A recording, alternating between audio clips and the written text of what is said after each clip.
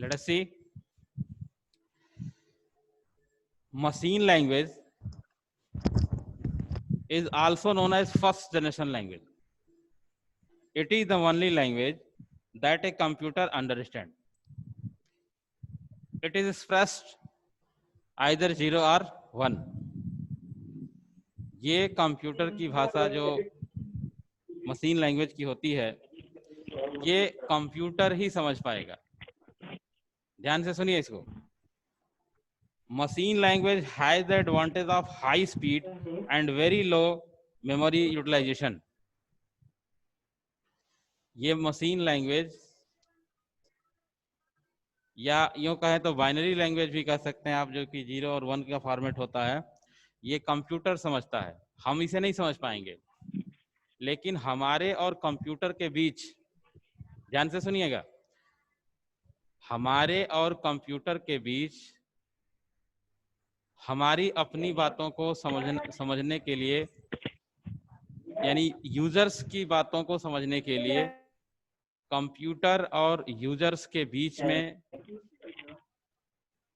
Translators होते हैं, जो ट्रांसलेटर्स हमारी भाषा को बदल करके कंप्यूटर की भाषा में इसको चेंज करते हैं।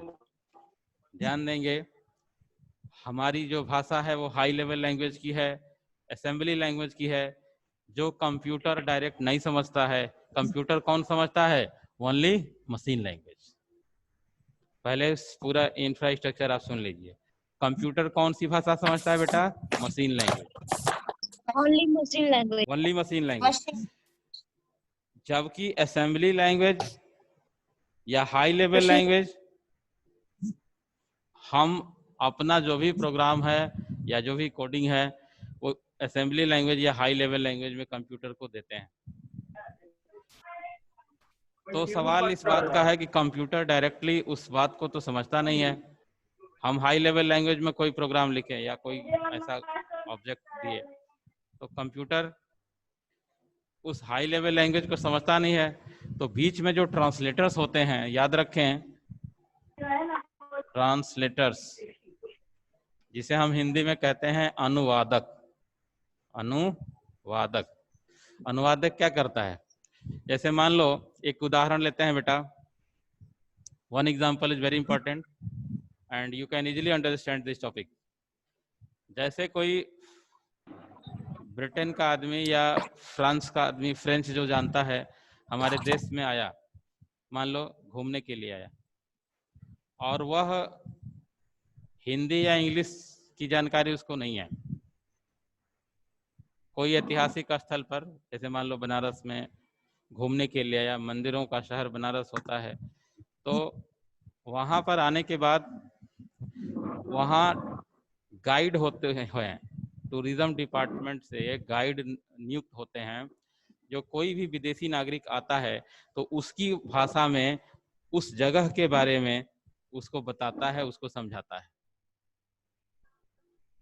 तो फ्रेंच मैन जब हमारे देश के अंदर किसी ऐतिहासिक स्थल पे घूमने के लिए आते हैं, तो जो गाइड नियुक्त होता है सिर्फ उसी को पता है फ्रेंच भाषा, मान लो सीखता है, वो उसी के लिए सीखता है कि गाइड नियुक्त होते हैं टूरिज्म डिपार्टमेंट में, कोई विदेशी नागरिक आता है तो उसकी भाषा में उस जगह के बारे में बताता है, उस स्थान के बारे में उसको बताता है कि ये कब बना है, क्या इसका ऐतिहासिक महत्व है। ये तमाम तरह की इंफॉर्मेशन गाइड जो है किसको देता है? वो विदेशी आदमी को देता है। अगर वो भाषा को समझ नहीं पाए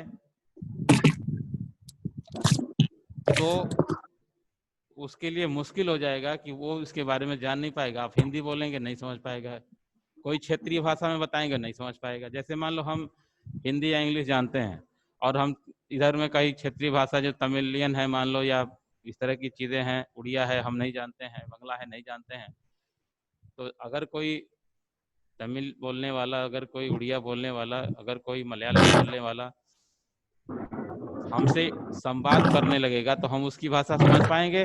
नहीं समझ पाएंगे, ना वो मेरी भाषा समझ पाएगा। तो सेम इसी तरह से कंप्यूटर की भाषा जो होती है मशीन लैंग्वेज की होती है। कंप्यूटर क्या समझता है? मशीन लैंग्वेज, जो 0 और 1 की भाषा होती है। और हम क्या समझते हैं, हम क्या लिखते हैं प्रोग्राम को, हम हाई लेवल लैंग्वेज में लिखते हैं, मशीन लैंग्वेज में लिखते हैं। तो कंप्यूटर कैसे समझ पाता है, यही बीच में जो ट्रांसलेटर होते हैं, ये ट्रांसलेटर्स क्या करते हैं, उस भाषा को जो हम जान रहे हैं हम कंप्यूटर को देते हैं, उसको बदल देते हैं, और बदलने के बाद ये ट्रांसलेटर्स कंप्यूटर को उसकी भाषा में समझाते हैं, उसकी भाषा में कंप्यूटर को बताते हैं। ये ट्रांसलेटर होते हैं दो तरह के, एक इंटरप्रेटर है और दूसरा है कंपाइलर।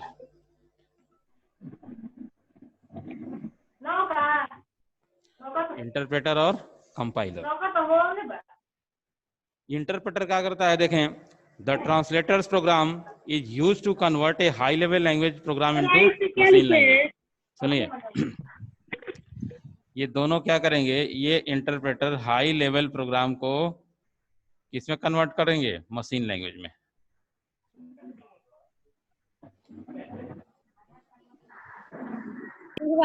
ट्रांसलेटर का क्या लिखे हैं एक, ये रुक जाओ, हम ऊपर लिख देते हैं बेटा आराम से।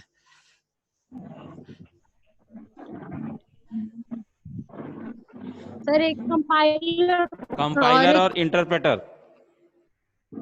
These are the translator. अब ट्रांसलेटर का इंपॉर्टेंस समझ में आ गया कि नहीं आ गया, ये बताइए। ट्रांसलेटर्स क्या होते हैं, दो तरह के हैं।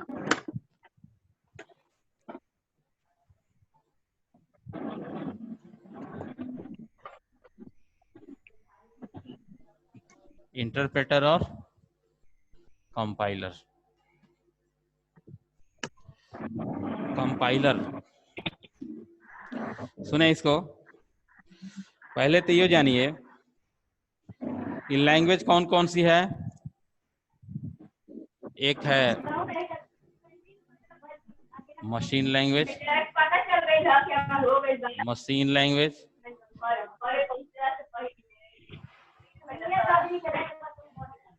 एक होगा असेंबली लैंग्वेज, असेंबली लैंग्वेज,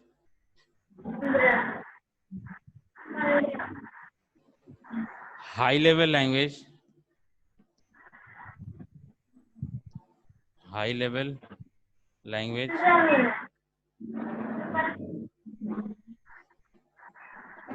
पहले तो इनको देखें, ये क्या होती हैं, इसके बाद हम ट्रांसलेटर्स देखेंगे। पहले मशीन लैंग्वेज देखें, इसमें हम बाइनरी कोड का यूज करते हैं, ये मशीन इंडिपेंडेंट होता है। Only language directly understand by a computer, कौन सा, machine language.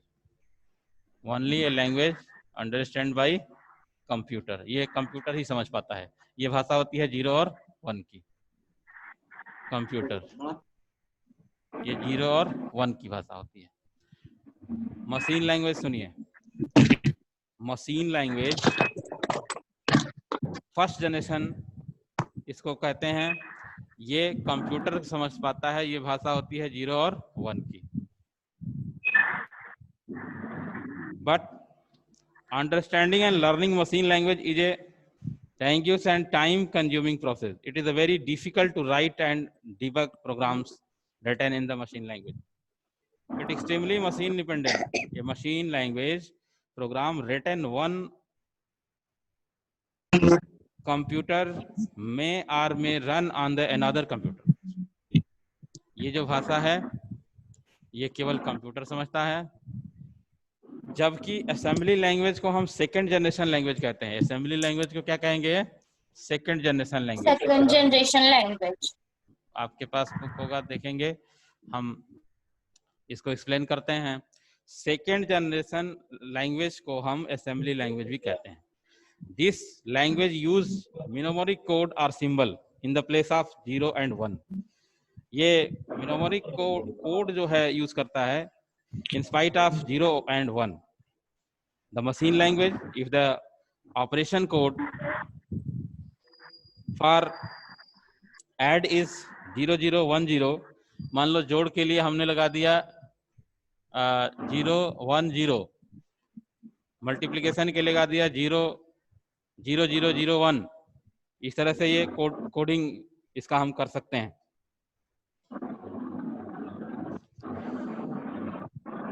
since a computer can understand only machine language, so assembly language program have to be converted.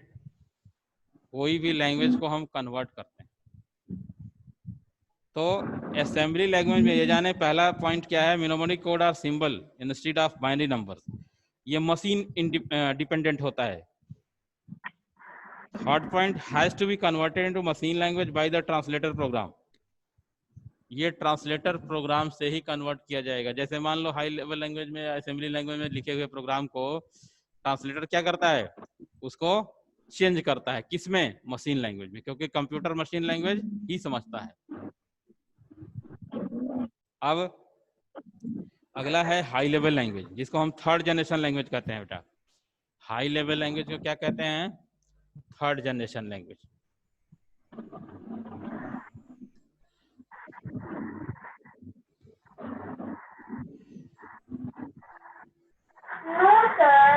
Use English word and mathematical operators.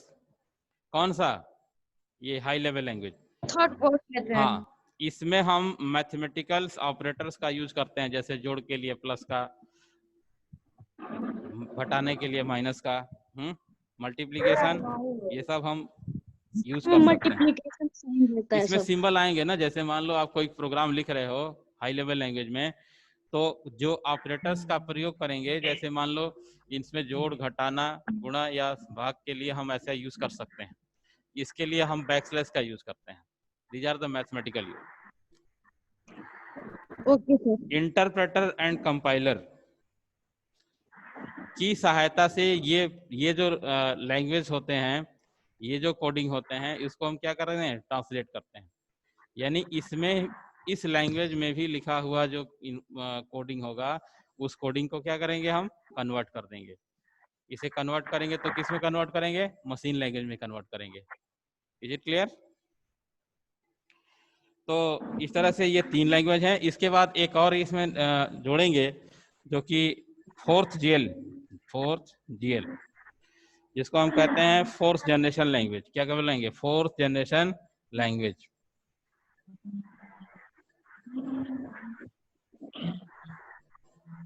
Fourth generation language.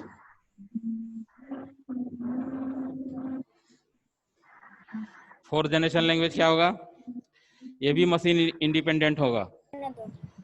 Minimum use skill required to obtain result. Application development tool भी हम इसमें जान सकते हैं, दिखा सकते हैं.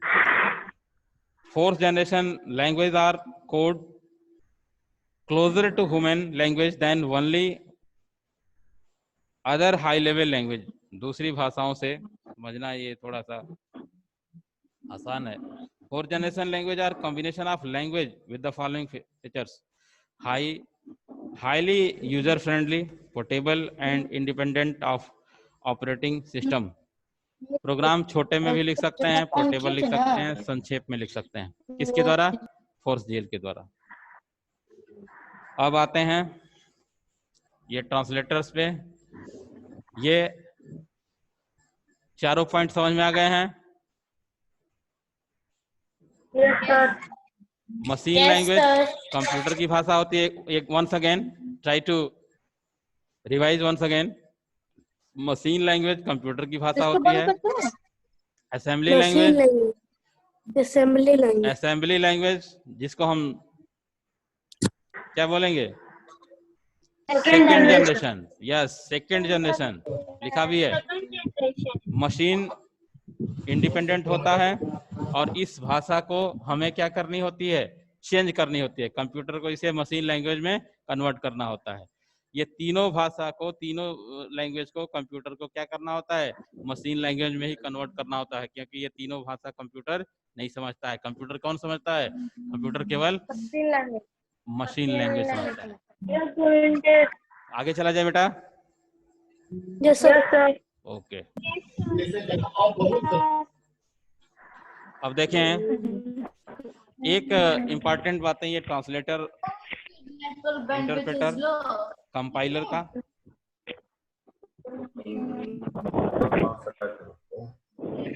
देखो,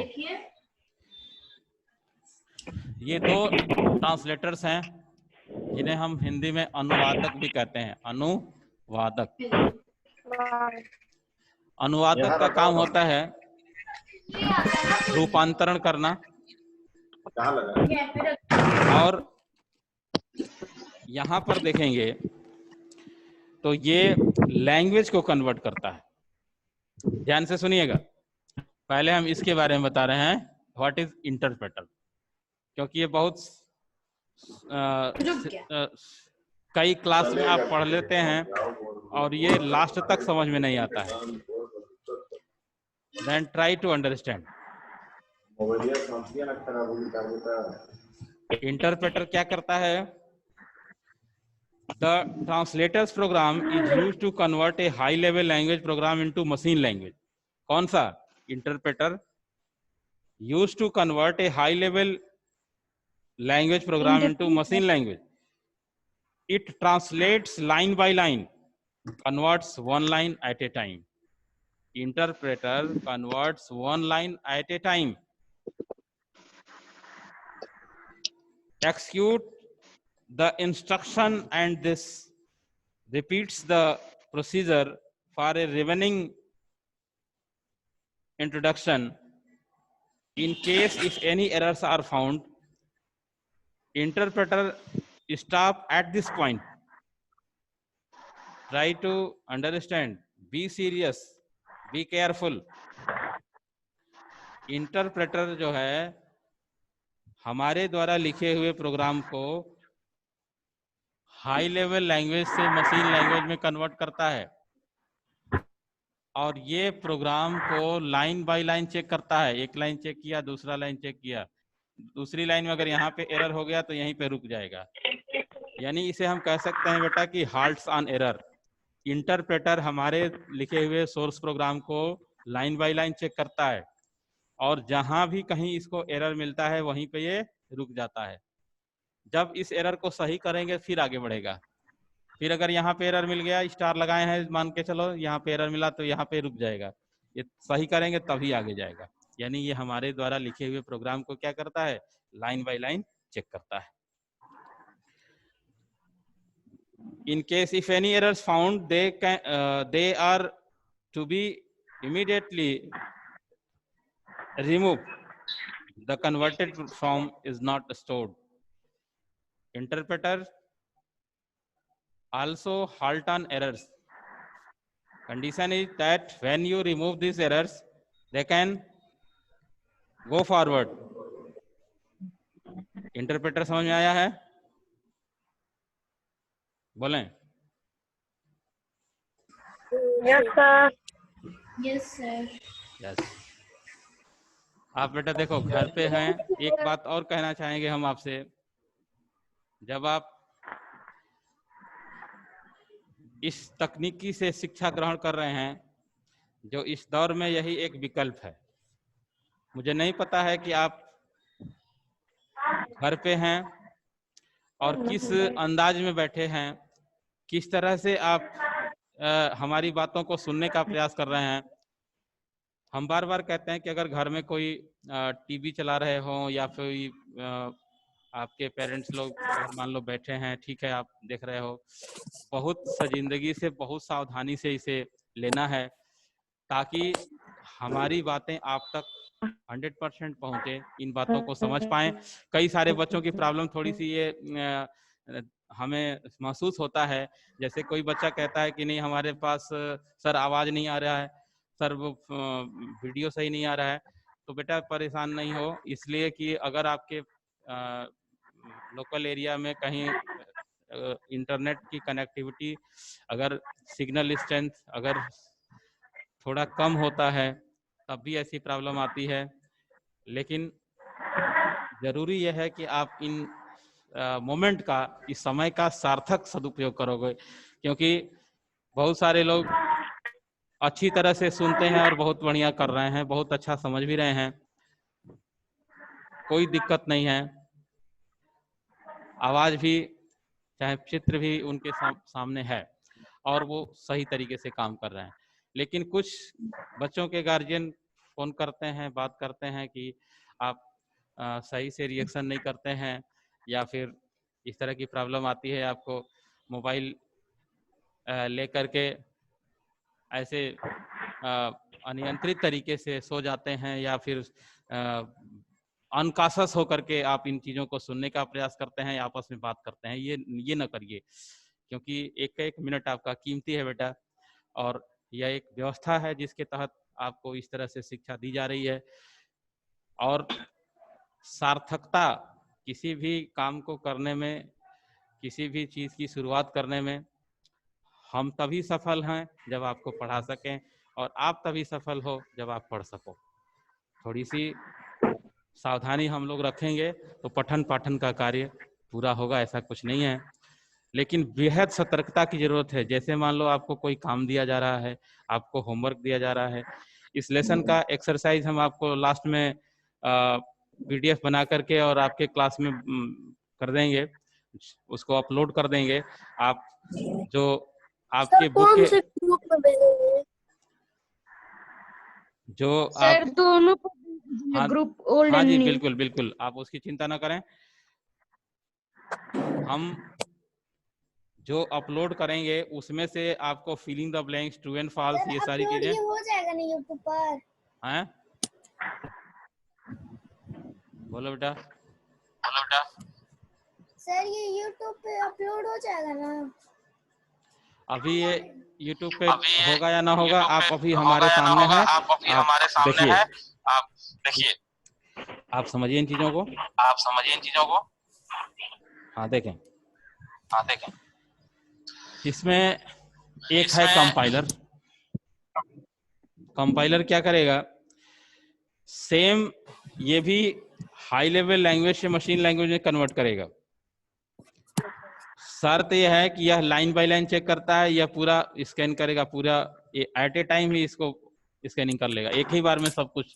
और जहां जहां पे इस प्रोग्राम में इसे एरर मिलेगा उसको ये पॉइंट आउट कर लेगा। जैसे यहाँ मिला, यहाँ मिला, यहाँ मिला, तो ये तीनों एरर्स को पॉइंट आउट कर लेगा।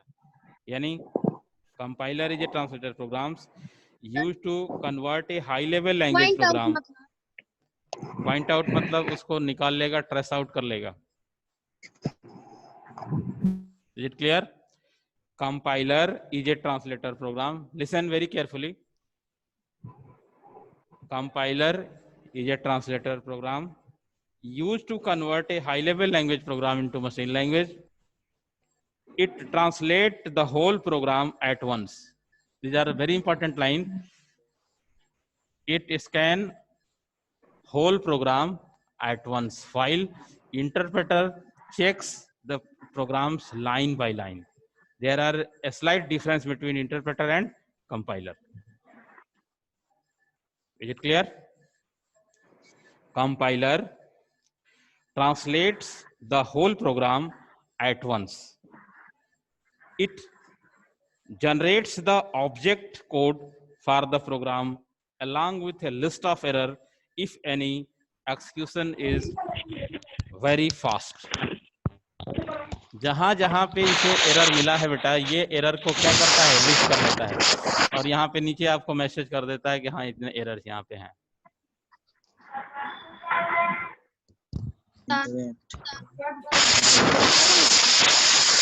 ट्रांसलेटर क्लियर है? इंटरप्रेटर और कंपाइलर क्लियर है कि नहीं है? बोले भाई। इंटरप्रेटर एंड कंपाइलर क्लियर है? Yes sir.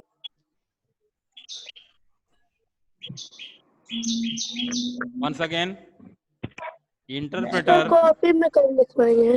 पहले हमारी बातें सुनिए, कॉपी में कर लेंगे, समझ में नहीं आएगा तो फिर दिक्कत है। पहले इन चीजों को समझ लीजिए। देखें, एक बार फिर से हम इसको समराइज करते हैं। Listen very carefully. Machine language uses binary codes, either 1 or 0. Machine language only language directly understand by a computer. बेटा मशीन लैंग्वेज ऐसी भाषा होती है जो किसी भी कंप्यूटर के द्वारा समझी जाती है, जबकि अन्य जो भी भाषाएं हैं, अन्य जो भी लैंग्वेजेज हैं, वो हाई लेवल या असेंबली लैंग्वेज हो या फोर्थ जनरेशन लैंग्वेज हो, यह भाषा कंप्यूटर नहीं समझ पाता है। इस भाषा को केवल यूजर समझ रहे हैं। तो हमारे और कंप्यूटर के बीच एक माध्यम का काम करता है ये ट्रांसलेटर्स, जिसे हम अनुवादक कहते हैं। और ये अनुवादक जो है हमारी भाषा में लिखी गई बातों को कंप्यूटर को मशीन लैंग्वेज में कन्वर्ट करके बताते हैं। Next is assembly language, uses numeric code और symbol instead of binary numbers, while high level language use English word and mathematical operator. Mathematical operator से आप कुछ समझ पा रहे हैं? मैथमेटिकल ऑपरेटर जोड़ने के लिए, घटाना के लिए, गुणा के लिए आप जिस मैथमेटिकल टर्म्स का यूज करते हैं कि नहीं करते हैं? These are the mathematical operator. कहाँ पे यूज होगा? हाई लेवल लैंग्वेज में। These are the mathematical operator, जिसे हम कहते हैं ऑपरेटर।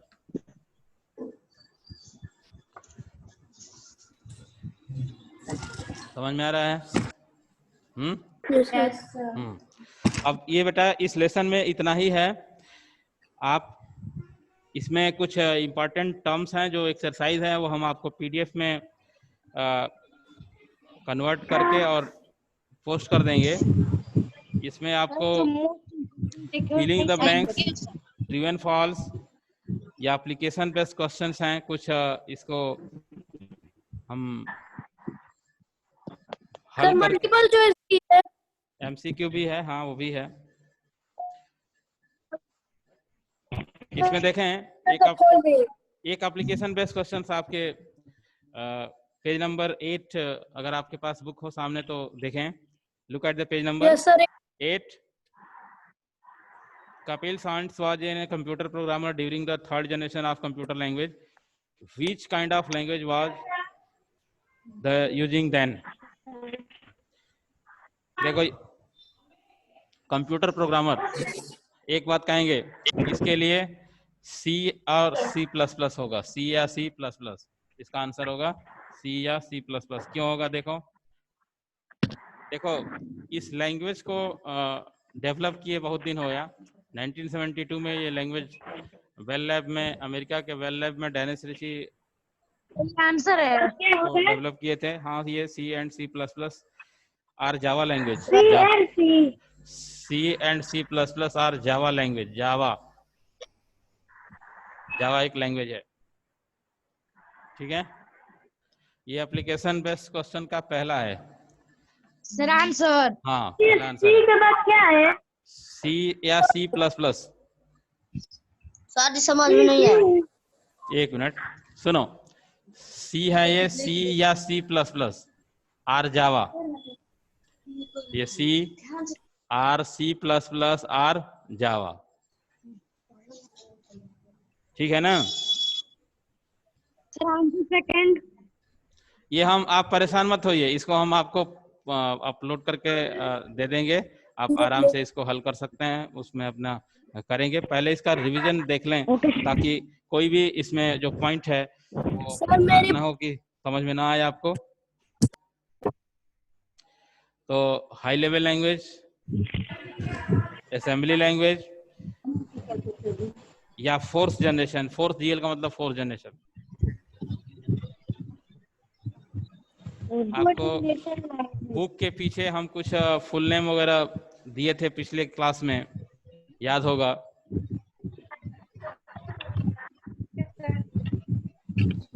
वन टू 10 दिए थे, याद है आपको?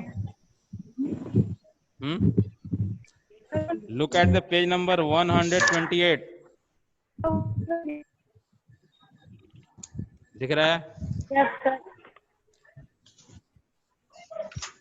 इसमें करना क्या था? आपको लर्न करना है, इसमें 10 to 20 लर्न करना है बेटा। आपके पास बुक है ना? देखें इसमें, बुक में देखें, इसे डिफिनीशन एब्रिविएशन है। दिख रहा है? यस सर, यस ये सर, ये 1 to 10 हमने दिया था पहले आपको, सर दिख रहा है, यस सर, दिख रहा है ना बेटा? इसमें से 10 to 20 लर्न करना है आपको। कितना? 10 to 20। इसके बाद 10 to 20। और यस रंजीत जी। पेज नंबर 127 पे आ जाओगे तो कॉमन शॉर्टकट्स दिया है बेटा, यस सर, दिख रहे हैं? सर यस सर, दिया है। तो अब इसमें देखो बेटा, इसमें आपको समझना है, हम एग्जांपल के तौर पे कुछ बता रहे हैं यहाँ पे, देखें ध्यान से सुने।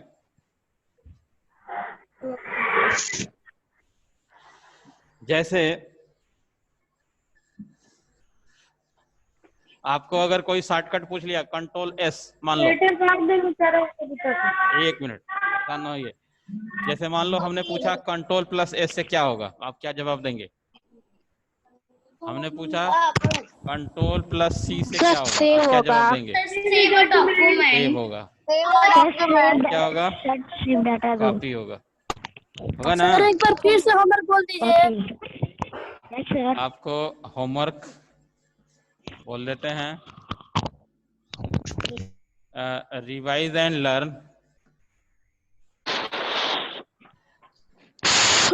11 to 20, ज्यादा नहीं दे रहे हैं, 11 to 20 full name, full name, हाँ नेम, और ओनली 5 या 8 शॉर्टकट्स, 8 शॉर्टकट्स। क्या लिखा ये